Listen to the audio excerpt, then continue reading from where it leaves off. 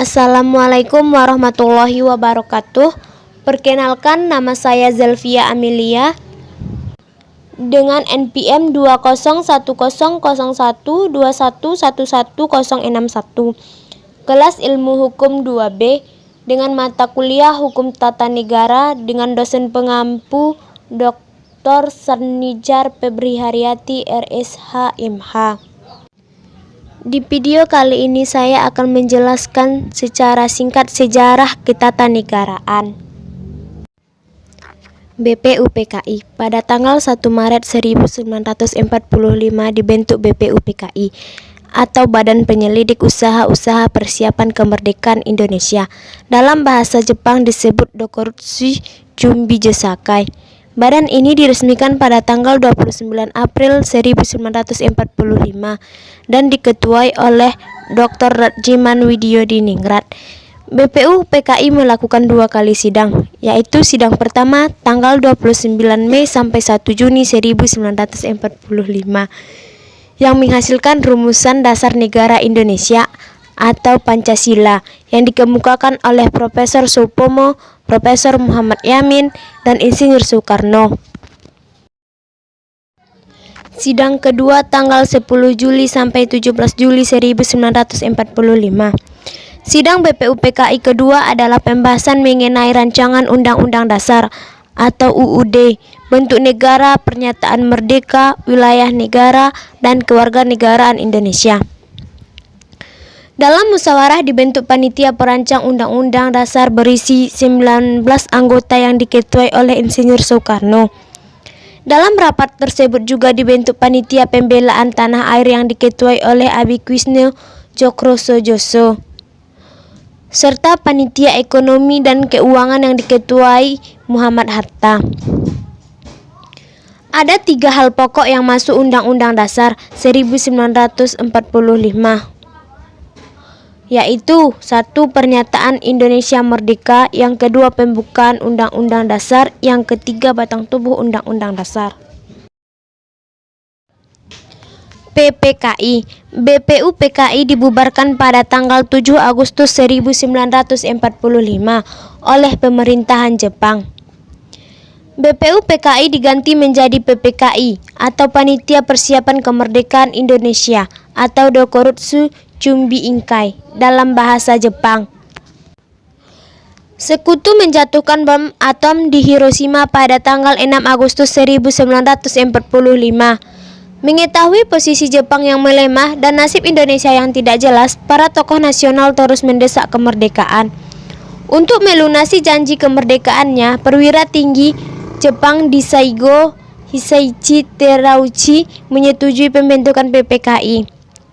Tugas PPKI adalah melanjutkan tugas BPUPKI dan mempersiapkan kemerdekaan Indonesia. PPKI diketuai Insinyur Soekarno dengan wakilnya Muhammad Hatta. Sementara anggotanya berjumlah 21 orang. Sejarah BPUPKI dan perjalanannya, anggota terdiri dari 12 wakil dari Jawa, 3 dari Sumatera, 2 dari Sulawesi, serta masing-masing 1 dari Kalimantan, Nusa Tenggara, Maluku, dan 1 perwakilan etnis Tionghoa. Dan tanpa sepengetahuan Jepang, keanggotaan bertambah 6 orang. Seluruh persiapan dan pelaksanaan kemerdekaan Indonesia sudah diserahkan kepada PPKI. Selanjutnya, PPKI berkewajiban untuk meyakinkan masyarakat terkait kemerdekaan Indonesia. Detik-detik menjelang proklamasi kemerdekaan Republik Indonesia. Pada tanggal 1 Maret 1945, Letnan Jenderal Kumakichi Harada mengumumkan pembentukan Dokorutsu Jumbi Josakai atau Badan Penyelidik Usaha-Usaha Persiapan Kemerdekaan. Tindakan ini merupakan langkah konkret pertama bagi pelaksanaan janji Kaiso. Terpilih sebagai Kaiso atau Ketua Dr. Rajiman Widyodiningrat. Pada tanggal 7 Agustus 1945, Panglima Tentara Umum Selatan Jenderal Terauchi meresmikan pembentukan Dokorutsu Jumbi Inkai atau Panitia Persiapan Kemerdekaan Indonesia atau yang disebut dengan PPKI. Pada saat ini pula Dokorutsu Jumbi Josakai dinyatakan bubar. Dipilih sebagai Ketua PPKI Insinyur Soekarno dan Dr. Andes Muhammad Hatta sebagai Wakil Ketua. Pada tanggal 6 dan 9 Agustus 1945, pasukan udara sekutu menjatuhkan bom masing-masing di kota Nagasaki dan Hiroshima. Hal ini mendorong Jepang untuk segera mengambil keputusan penting. Pada tanggal 12 Agustus 1945, Jenderal Besar Terauchi menyampaikan kepada tokoh pergerakan yang diundang yaitu Insinyur Soekarno, Dr. Andes Muhammad Hatta, dan Dr. Rajiman Widyodiningrat bahwa pemerintahan kemaharajaan telah memutuskan untuk memberikan kemerdekaan kepada Indonesia pada tanggal 24 Agustus 1945 yang pelaksanaannya dilakukan oleh PPKI. Adanya perbedaan paham antara golongan tua yang modern dengan golongan pemuda yang revolusioner dalam pelaksanaan proklamasi. Yang pertama, golongan tua. Mereka yang dicap sebagai golongan tua adalah para anggota PPKI yang diwakili oleh Soekarno dan Hatta. Mereka adalah kelompok konservatif yang menghendaki bahwa pelaksanaan proklamasi harus melalui PPKI sesuai dengan prosedur maklumat Jepang, yakni pada tanggal 24 Agustus 1945. Alasan mereka adalah bahwa meskipun Jepang telah kalah, namun kekuatan militernya di Indonesia harus diperhitungkan demi menjaga hal-hal yang tidak diinginkan. Kembalinya tentara Belanda ke Indonesia dianggap sebagai lebih berbahaya daripada sekedar masalah tanggal waktu pelaksanaan proklamasi itu sendiri. Yang kedua, golongan muda. Golongan muda yang diwakili oleh para anggota PETA dan mahasiswa merasa kecewa. Mereka tidak setuju terhadap sikap golongan tua dan menganggap bahwa PPKI adalah bentukan Jepang.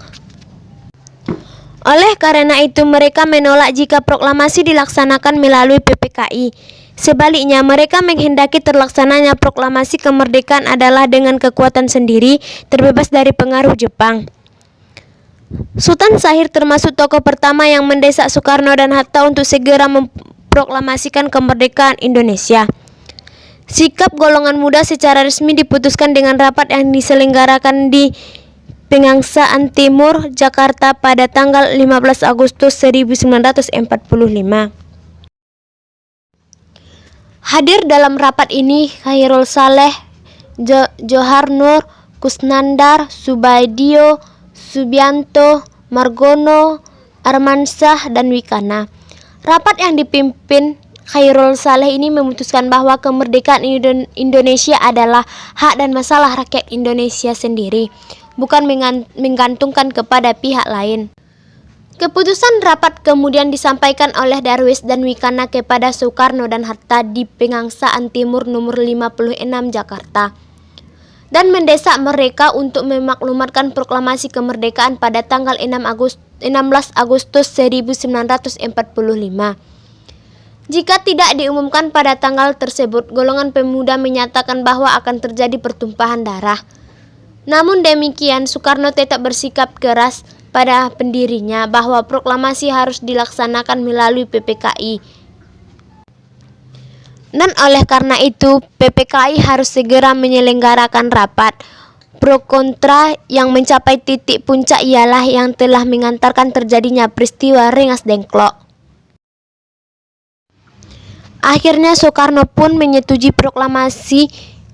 Golongan tua dan muda sepakat untuk menggelar proklamasi pada tanggal 17 Agustus 1945 di kota Jakarta.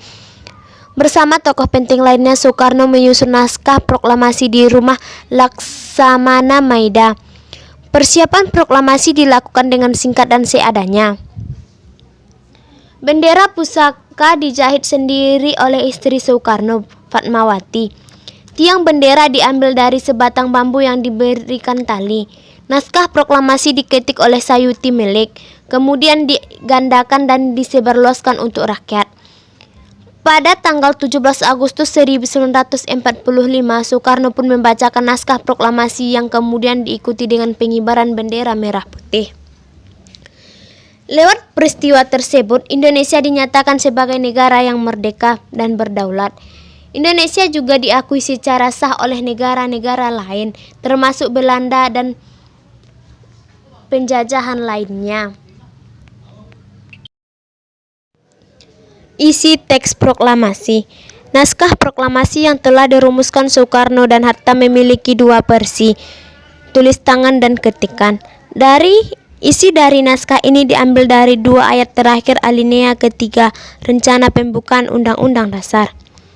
Pada versi ketikan berbunyi, kami bangsa Indonesia dengan ini menyatakan kemerdekaan Indonesia. Hal-hal yang mengenai pemindahan kekuasaan dan lain-lain diselenggarakan dengan cara seksama dan dalam tempo yang sesingkat-singkatnya. Jakarta, hari 17 bulan 8 tahun 05 atas nama bangsa Indonesia. Pada versi tulis tangan berbunyi proklamasi, kami bangsa Indonesia dengan ini menyatakan kemerdekaan Indonesia. Hal-hal yang mengenai pemindahan kekuasaan dan diselenggarakan dengan cara seksama dalam tempo yang sesingkat-singkatnya. Jakarta 17/8/05 Wakil Bangsa Indonesia. Setelah naskah proklamasi Indonesia disetujui, Soekarno memerintah Sayuti Melik untuk mengetik naskah tersebut. Sayuti Melik rupanya tidak hanya mengetik naskah itu saja, tetapi ia juga melakukan beberapa perubahan. 3 perubahan teks proklamasi dari naskah asli dan naskah ketikan Sayuti Melik adalah sebagai berikut. Dalam tulis tangan di tempo dan dalam ketikan tempo. Sedangkan dalam tulis tangan Jakarta 17/8/05 dan dalam ketikan Jakarta hari 17 bulan 8 tahun 05. Tulis tangan Wakil Bangsa Indonesia dan yang dalam ketikan atas nama bangsa Indonesia. Fungsi proklamasi. 1. Proklamasi merupakan puncak perjuangan bangsa Indonesia.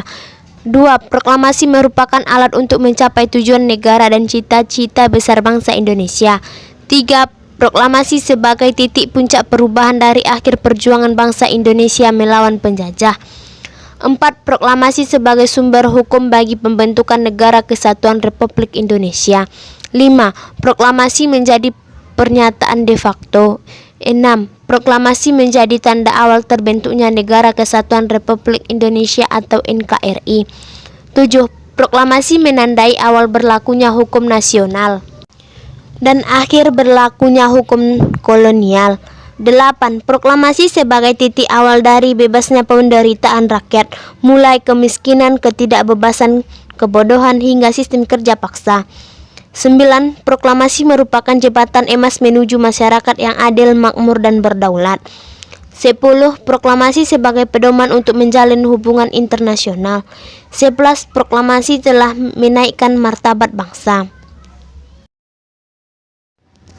Tujuan proklamasi. 1. Melepaskan diri dari belenggu penjajah bangsa lain. Yang kedua, bangsa yang bersangkutan dapat hidup sederajat dengan bangsa-bangsa lain. Ketiga, bangsa yang bersangkutan dapat meningkatkan taraf kehidupan bangsanya. Keempat, bangsa yang bersangkutan dapat meningkatkan taraf kecerdasan bangsanya. Kelima, dapat mengejar segala ketertinggalan yang dialami oleh bangsanya dengan mengembangkan segala potensi yang dimilikinya. 6. Mencapai tujuan nasional bangsa. Arti proklamasi kemerdekaan Indonesia. 1. Merupakan titik kulminasi perjuangan bangsa Indonesia dalam rangka mencapai kemerdekaan yang berlangsung lebih kurang 400 tahun. Yang kedua, merupakan awal terbebasnya bangsa Indonesia dari kekuasaan bangsa asing dan menjadi bangsa yang berdiri sendiri. Yang ketiga, merupakan sumber hukum yang menegaskan mulai berdirinya Negara Kesatuan Republik Indonesia yang merdeka dan berdaulat. Keempat, merupakan momentum politik terbebasnya bangsa Indonesia dari kekuasaan bangsa lain dan menjadi bangsa yang sederajat dengan bangsa lain di dunia. Yang kelima, merupakan manifesto politik perjuangan dalam mewujudkan Indonesia yang merdeka dan berdaulat. Keenam, merupakan jembatan emas untuk mencapai masyarakat adil dan makmur.